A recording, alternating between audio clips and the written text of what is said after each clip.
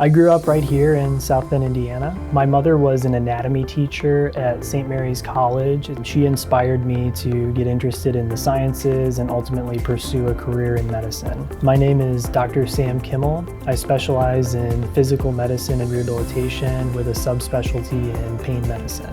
When a patient comes to see me at South Bend Orthopedics, they can expect to be treated like a friend or family member. We really take pride in treating people with the utmost respect, making sure their problem is addressed appropriately, and we can come up with the best treatment options possible to get them back on their feet. There's an art to medicine, and that's something I firmly believe in. I think the most rewarding part about being a physician is getting to see patients go from a time where they're in discomfort and look at their progress through time as we treat them to a point where they're able to function again and enjoy the things that they need to in life. And that's more rewarding than anything else, is seeing the outcomes of patients after we're done treating them. I think it's important to give back to the community I came from because it's the community that shaped me as who I am today. I've had so many great experiences here, and I want to make sure that the patients that come to see me can enjoy their lives in this community as well. And